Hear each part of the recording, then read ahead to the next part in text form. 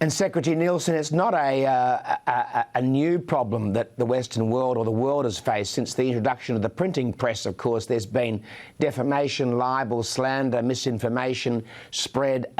In fact, it used to be regarded as quite the norm. It's just that it's become global, and it goes through, in fact, even to media reporting, which can be wrong. For example, you can clear up for us today the issue of the separation of children from their parents along the Mexico-US border, because in Australia, when you were the Homeland Security Secretary, the impression was created that the Trump administration got some pleasure out of separating children from their parents who were trying to emigrate across illegally into the US. But that wasn't the case, was it? Can you explain to us a bit about that story and the real truth behind the separation of parents from their children? Yeah, it's, and I think I'll preface the answer, Christopher, by just saying it's very frustrating that that happened, because I think it clouded some of the real underlying issues that we need to fix in the United States when it comes to a very broken immigration system. So at a very high level, and I could talk to you all day about this, but at a very high level, there is a big difference between a policy and a law. And in the United States, I believe it's the same in Australia, you cannot cross between ports of entry to enter the United States. That is an illegal entry. You have to go to a port of entry. So those who choose to enter the U.S. between ports of entry break U.S. law. And as a law enforcement agency, DHS upheld the law.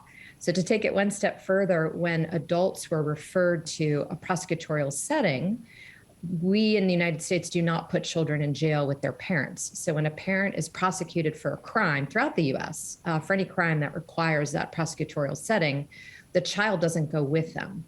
And so, if you think about other crimes in the United States where an adult goes to jail without their children, we don't call that a family separation policy. We call that a consequence of breaking the law.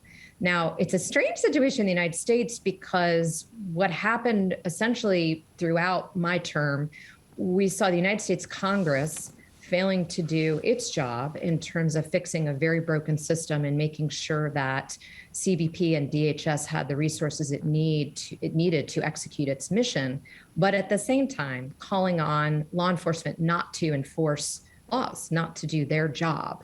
And that's certainly a larger problem for democracy. But I think the very difficult, challenging, heart-wrenching part of the story is that ultimately the United States government did not have the resources to quickly reunite the children with their parents. And that is something that should be continued to be analyzed. Resources need to be there. Some of it was very bureaucratic in that systems didn't connect as they should. We had different systems for tracking adults and minors. And there's 3 or 4 departments involved. It wasn't just the Department of Homeland Security. The Department of Justice plays a huge role in the United States, because they are the ones that transport and prosecute the adults. HHS plays a huge role. They have a mission to care for children that are unaccompanied. And then, of course, the State Department has a big role as well. So heart-wrenching situation, but the underlying causes and consequences, I think, were never clear in the United States. And just to put a finer point on it, a policy of family separation would mean a direction to Customs and Border Patrol, and perhaps to Immigration Customs Enforcement as well, that wherever they encountered a family who was present in the United States irregularly without proper paperwork, that the children should be taken away. And that, at least while I was secretary, did not happen. There was no such policy. The only thing that did happen was CBP enforcing the law on the US border, which meant that a prosecutorial setting, and then, as I mentioned, the resources unfortunately prevented us from reuniting as quickly as they should. And that is a problem. That is something that needs to be fixed. In the flip side of it, we still need to find better ways for the system to work from a push and pull perspective. We have, depending on numbers, perhaps 76,000 to 80,000 children unaccompanied on the border now over the last 6, 7, 8 months. And those are children who have been separated from their parents by their parents. Because the system encourages parents to put the children at the hands of smugglers. And Christopher, I'll just end with this. There is nobody who can claim that they are humanitarian or claim that they care about migrants and simultaneously encourage migrants to take this journey. It is so dangerous. Doctors Without Borders believes that, a large percentage of migrants are raped and abused. The smugglers themselves recognize that women and girls will be raped and give them birth control.